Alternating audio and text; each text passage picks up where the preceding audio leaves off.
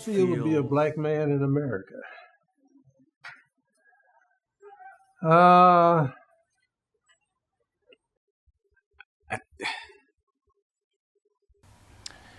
It feels great and it feels horrible simultaneously, and depending on the day and depending on the moment.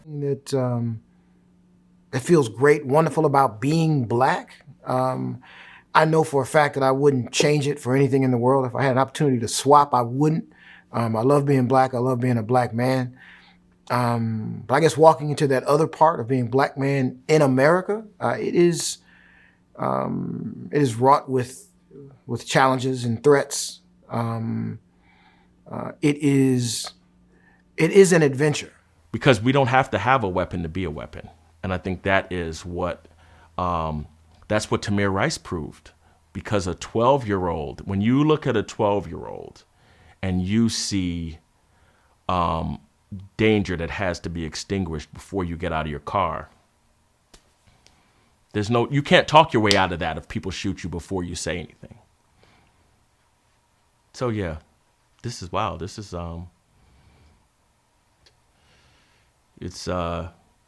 we can all feel it is the weird thing. Like we all have this experience, and it's a club you don't want to be in. It's stressful.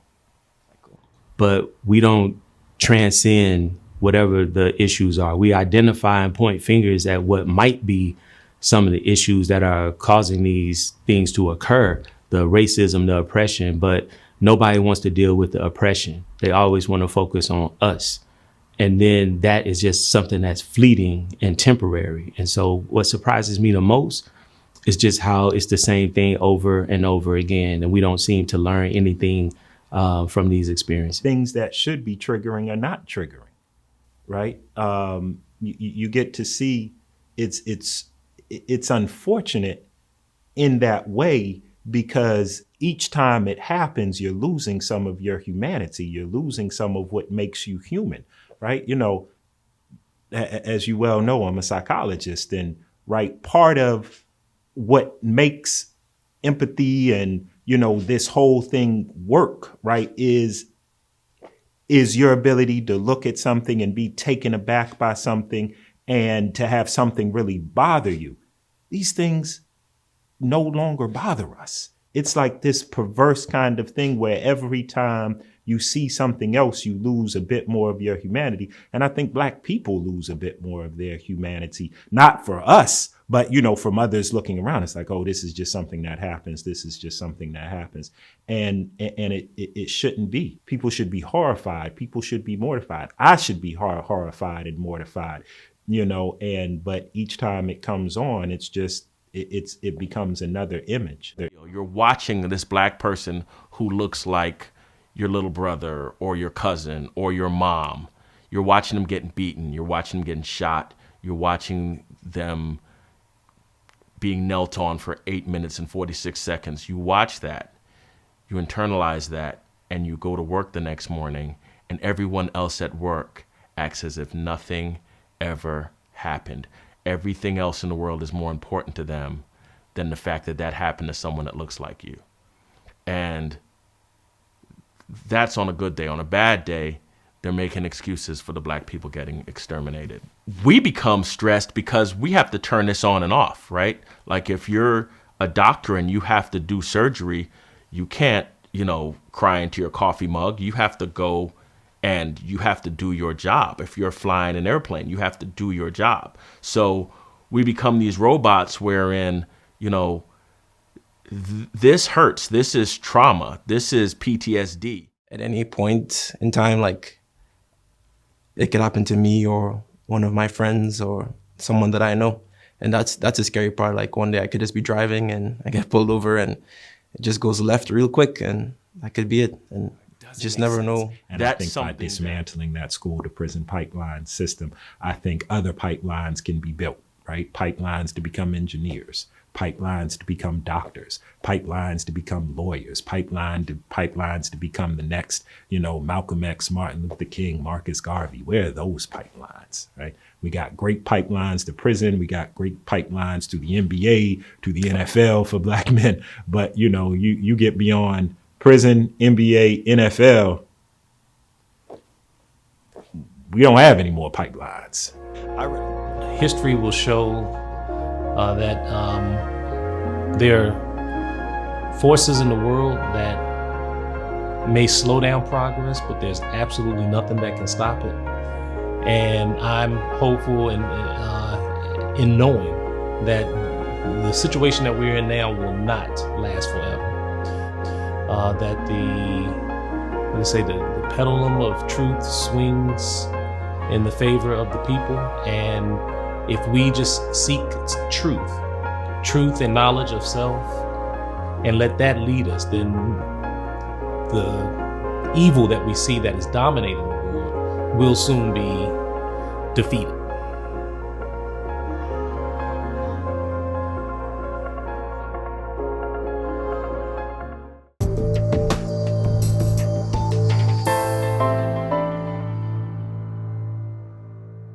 Here, I remember the first 3 days of the White House. I remember my third night, I was leaving the White House after I went to work for Vice President Harrison. So this is 2 years ago.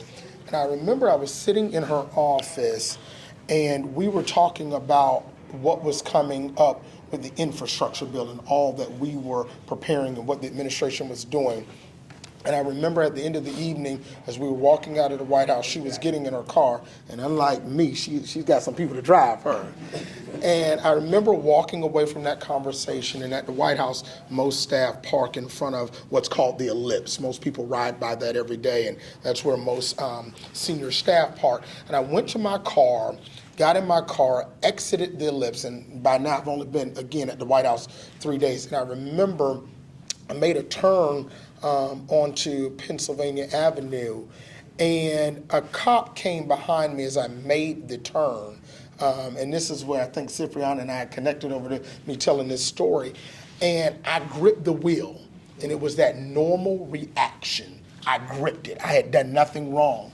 And what struck me is, I grew up, I've done everything I was supposed to do, was a good kid growing up, went off to college, got a good job, made it all the way to the highest levels of my profession. Here I was 15 minutes earlier sitting with the Vice President of the United States of America in the White House. But 15 minutes later, when I left there, I gripped that wheel because it's that natural reaction, because it does not matter.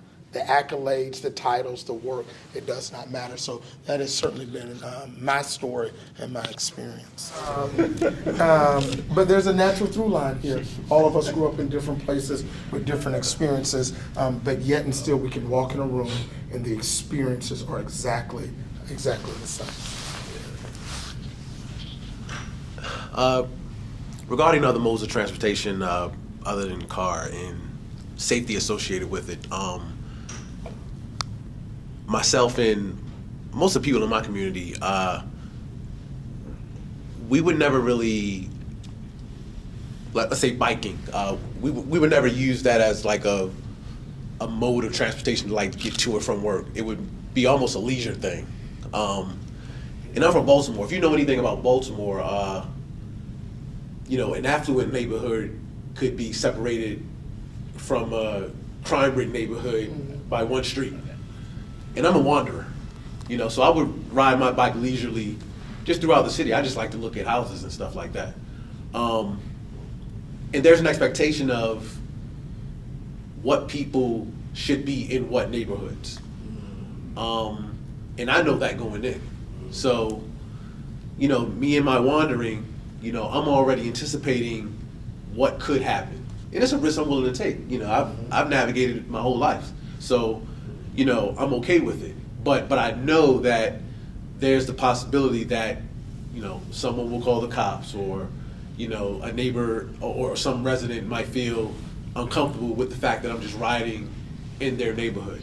I know that. But like I said, I've grown some level of resilience that I'm willing to deal with what may come because I've handled it for so long. I don't know if that's a good or bad thing. I guess one other way that I try is in terms of public engagement. You know, being in transportation, we know the history of how government is perceived coming into certain communities, especially the Black community, with transportation projects. And there's a level of distrust that has been passed down from generation to generation based on things that have actually happened. And so I feel like I have a responsibility to listen to the members of the Black community if I'm working on a project that is in a predominantly Black community to understand where that distrust is coming from and be able to respond to it and help the community understand that, you know, we're trying to be different now and we're listening, and you have somebody who is on this team, whether it's a government team or a consultant team, who is actually looking out for you despite what you may have experienced over your past 40 or 50 years in your community.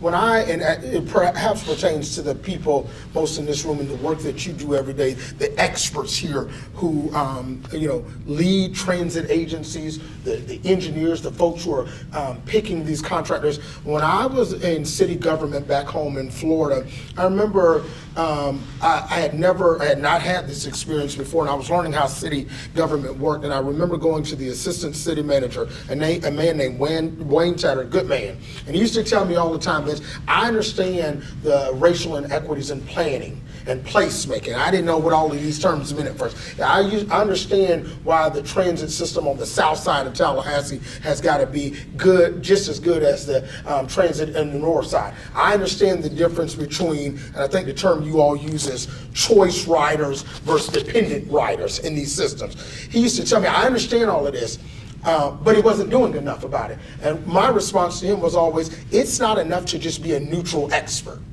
He was an expert. He understood it all. He had studied it all. He understood the plight of working in low-income families and color and people of color in this country. But I found him to be a neutral expert. And my always point was, that is not enough. It is not enough to say that I understand these issues. You got to act on these issues. And so that is certainly the way in which I approach the work I do every day.